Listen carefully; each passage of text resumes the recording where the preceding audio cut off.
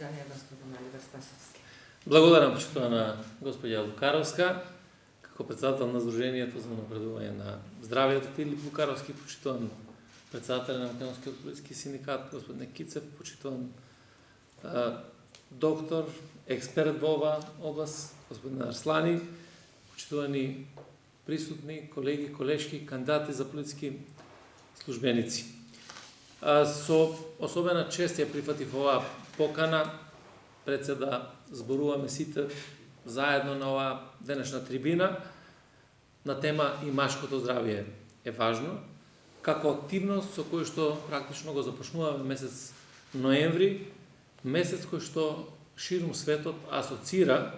за подигањето на свеста за здравствените проблеми на мажите или за тоа со кое што се соочуваат мажите. Во тој контекст и ние сме тука денеска да изразиме нашата поддршка и посветеност кон оваа важна кампања, која има за цел да предизвика внимание, да дадеме поголема видливост, свесност и на крајот откришто да се подобри машкото здравје. Затоа што сметам дека сепак оваа тема е многу малку застапена во јавноста и треба да добие и на видливост и на популарност. Рековме дека машкото здравје како тема не е тема на која што често се дискутира отворено. Иако генерално социјалните норми, предрасудите спречуваат мажите да бараат помош или ако сакате дури да зборуваат за своите здравствени проблеми, ноторен е фактот дека и тие споделуваат подеднакво исти проблеми кога зборуваме за здравието, како што впрочем ги имаат и припадничките на понежниот пол. Сепак, не само како поединци, туку и како општество,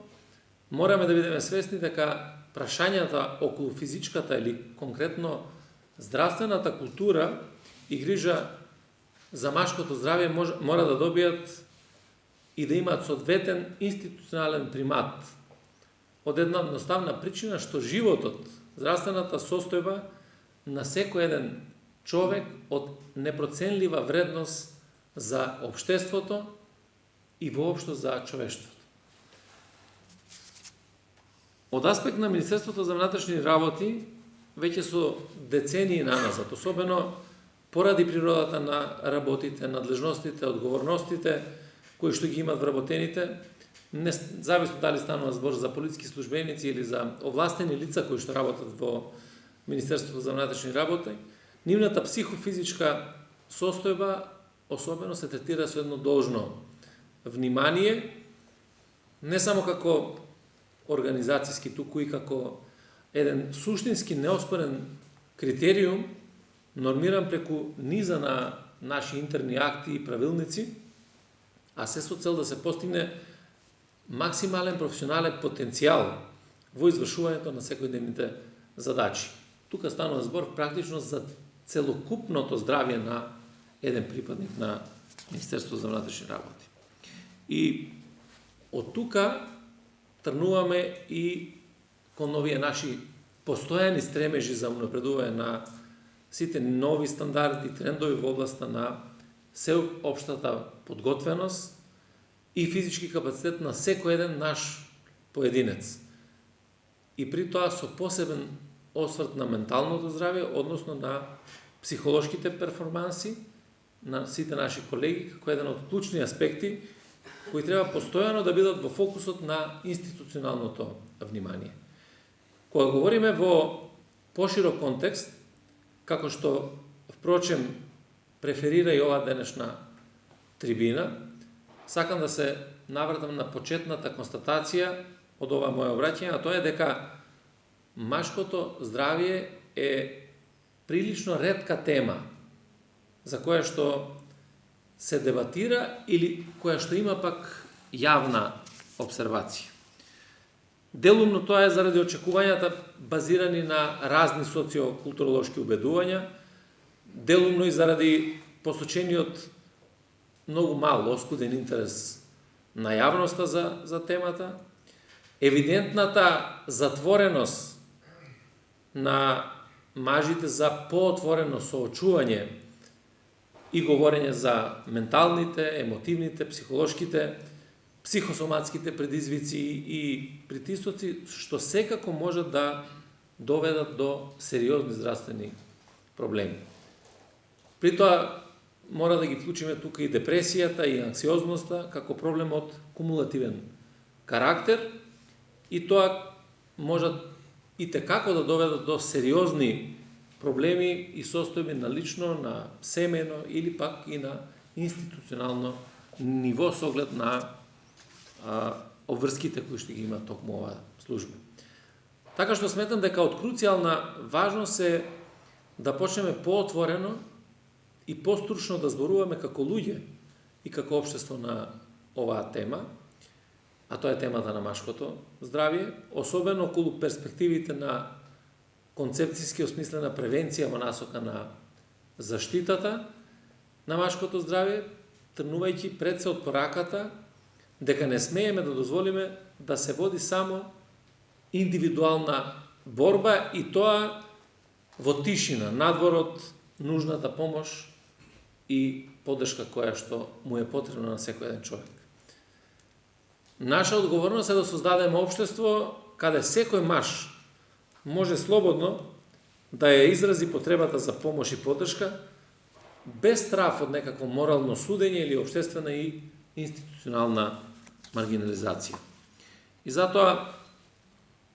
овој ноември, деновите кои што следат после тоа, сите заедно и отворено треба да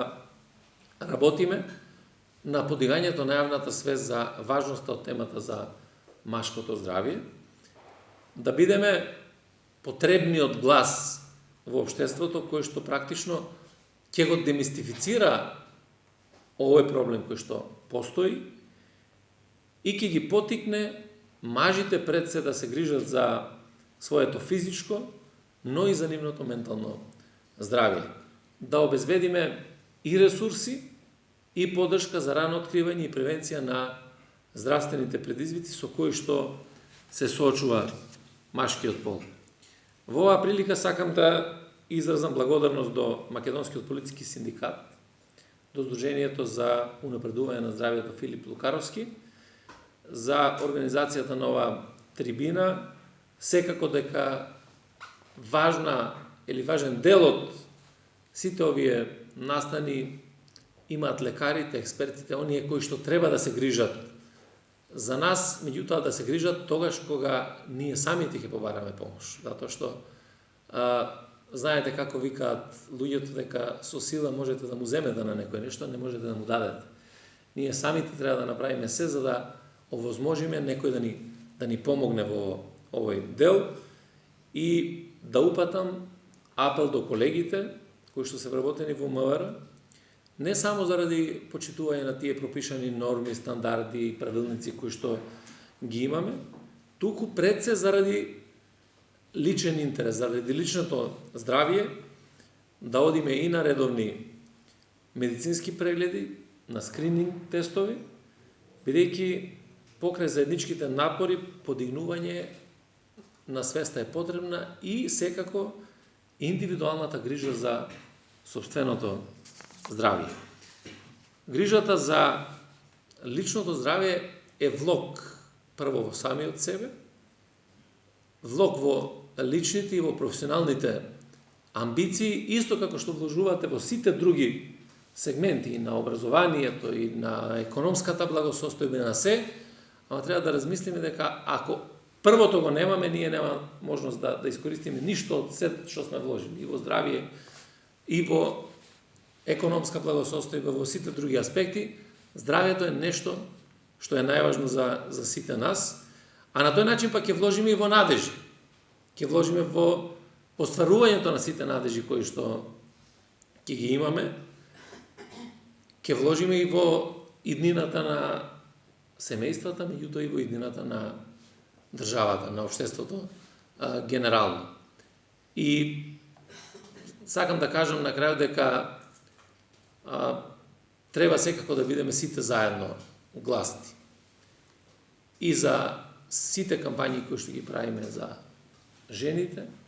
и за сите кампањи кои што ги правиме или треба уште повеќе да ги правиме за здравјето на мажите. И како еден податок кој што го прочитав, например во Холандија скоро третина од буџетот на државата на годишно ниво е одделен за здравието, односно за здравство и за нега. И затоа таму просечната возраст или животен век е 86 години, очекуваат дека по наредните 10 години ќе немаат граѓанин кој што ќе почине од срцева болест или од карцином. Токму заради превентивата и важноста и ценењето на сопственото здравје. Благодарам уште еднаш.